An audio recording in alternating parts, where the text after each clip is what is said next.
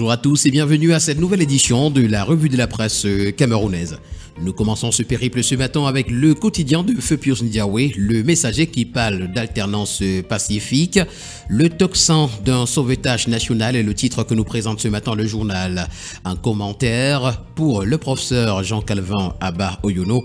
Le moyen institutionnel et efficace consistant à assurer la transition réside dans l'obligation historique de faire le bloc de la candidature unique.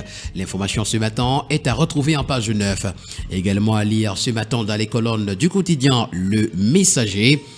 Amant au col, non à la persécution médiatique. Lions indomptables à retrouver ce matin en pied de une. Mac veut brise avec la jeunesse. Les curiosités de la tournée européenne de prospection des jeunes talents du nouveau sélectionneur nous sont présentées ce matin à la page 11. Nous poursuivons ce périple ce matin avec le quotidien Mutation qui nous amène dans la ville de Yaoundé et nous présente la vie sans la police municipale ce matin à la page 5. Projet Pipes a retrouvé en page 7 ce matin la livraison qu'attend Yaoundé et Pubéac, bientôt les pièces de 200 francs CFA. La région du lac Tchad fait la grande une ce matin du quotidien bleu d'Aman Mana le jour.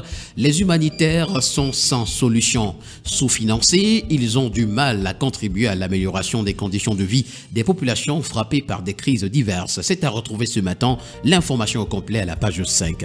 Playoff Down, on en parle ce matin avec les enjeux de la 9e journée qui nous sont présentés à la page 9. Djadja Menzan, le festival de Balafon de Yaoundé s'ouvre ce jour. Le quotidien Infomatin, dans sa parution de ce jour, parle d'eau potable et nous renseigne que c'est la fin des pénuries à Yaoundé et ses environs. Les travaux physiques réalisés à 100%, déjà lancés, la prochaine et dernière étape du projet d'alimentation en eau potable de la ville de Yaoundé et ses environs à partir du fleuve Sanaga Pipes, initié et impulsé par le chef de l'État Paul Biya, prévoit le démarrage effectif des essais préalables à la mise en service officielle de l'ouvrage dans les prochaines semaines. C'est la quintessence d'ailleurs du communiqué ce 22 avril du ministre de l'Eau et de l'Énergie Gaston Elundou Essomba, dont nous pouvons retrouver l'intégralité des pages 2 à 3. Le quotidien L'Info à chaud pour sa part ce matin parle de l'intervention de son excellence Tinubu pour l'extradition au Nigeria de Sissokou Ayoktabe et compagnie. D'ailleurs, c'est une interrogation. Pourquoi s'opposer, le titre du journal? Depuis quelques jours, d'après le journal, que des informations font état d'un appel pressant de Sissokou Ayoktabe et compagnie à l'endroit de la République du Nigeria afin d'exiger à la République du Cameroun leur rapatriement vers ce pays.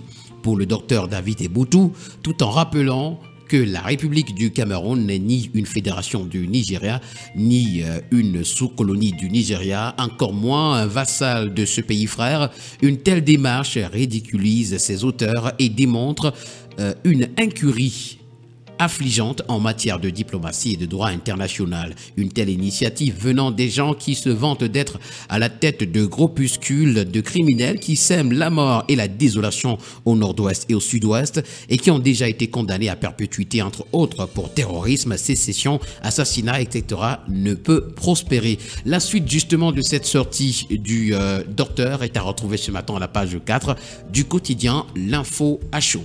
On retrouve également ce matin une adresse à la page 10 notamment de Vincent Sosten Fouda, socio-politologue. Nous avons besoin de la police municipale, même approximative. Nous poursuivons cette revue de la presse ce matin avec le quotidien national bilingue à Tapito Public, Cameroun Tribune, qui parle d'humanitaire et surtout d'une passion intacte de Chantal Biya. Humanitaire, Chantal Biya, une passion intacte, voilà le titre du journal ce matin. Ce 23 avril 2024 marque 30 ans de dévouement de l'épouse du président de la République dans les œuvres caritatives.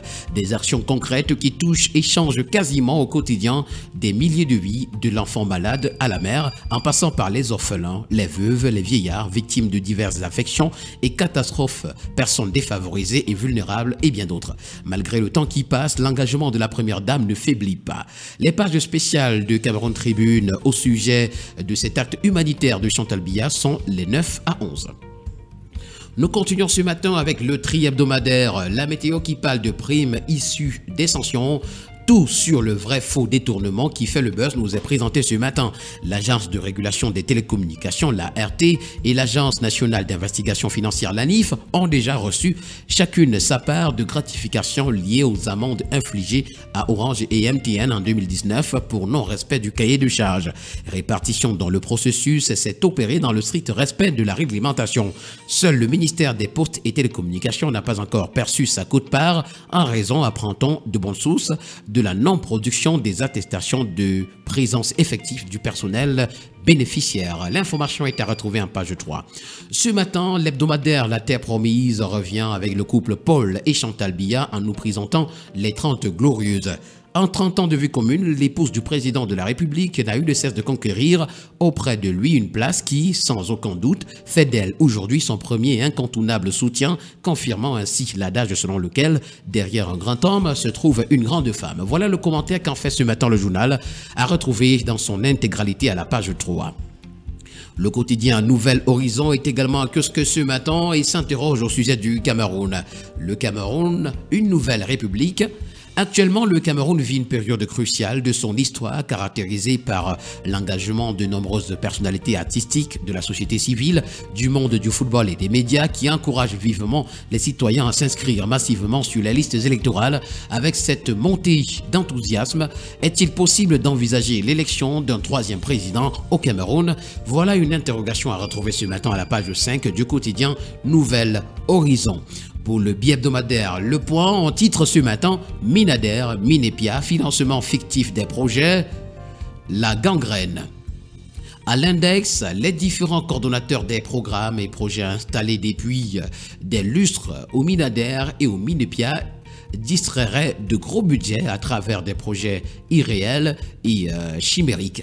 Un drame qui ne fait pas honneur au Cameroun, gâté par la nature, et qui se présentait encore hier comme le grenier de l'Afrique centrale. C'était sans compter sur les fibustiers du trésor public. Nous continuons ce matin avec le journal Première Heure qui revient avec l'affaire CIMID, CUD. Les 2374 épargnants de la CIMID aux trousses de Fris Tonnet et ses copains nous renseignent ce matin le journal. Pour le quotidien L'économie, on parle d'organisation. Le Cameroun veut intégrer les BRICS. Le pays a formulé sa demande d'adhésion à ce club initialement constitué du Brésil, de la Russie, de l'Inde, de la Chine et de l'Afrique du Sud. C'est à retrouver ce matin en page 3. Pour le quotidien, on parle d'alimentation en eau potable. Le Pipes fait du 100%. Le quotidien de la santé éco-santé pour sa part ce matin s'agissant de développement de l'élevage, pêche et des industries animales au Cameroun nous fait savoir que le gouvernement exalte les appuis multiformes de la FAO. Réchauffement climatique, les populations du Nord sont dans l'étau de la canicule. Hôpitaux publics, l'association Women in Global Health plaide pour la parité. Nous continuons ce matin avec l'alimentation en eau potable qui fait également la grande une du quotidien d'information républicaine. Le drapeau fond des travaux du projet Pipes nous renseigne ce matin le journal. Mondialisation imposée, véritable poison culturel et intellectuel. Et nous terminons ce matin avec le magazine Horizon Plus qui nous amène dans la ville de Garoua et nous renseigne que la CJN et le docteur Bayrou Fadil affichent leur soutien actif au patriarche Robert Kona contre toute manœuvre visant à l'évincer de la tête de son parti, bien évidemment le PCRN. Mesdames et messieurs, voilà qui met en terme à cette sortie de la revue de la presse camerounaise. Merci d'avoir été des nôtres. 9 minutes, c'est le temps qu'il nous a fallu pour explorer les principaux tabloïds d'un kiosque au Cameroun ce matin. Merci et à nous revoir demain pour une autre édition.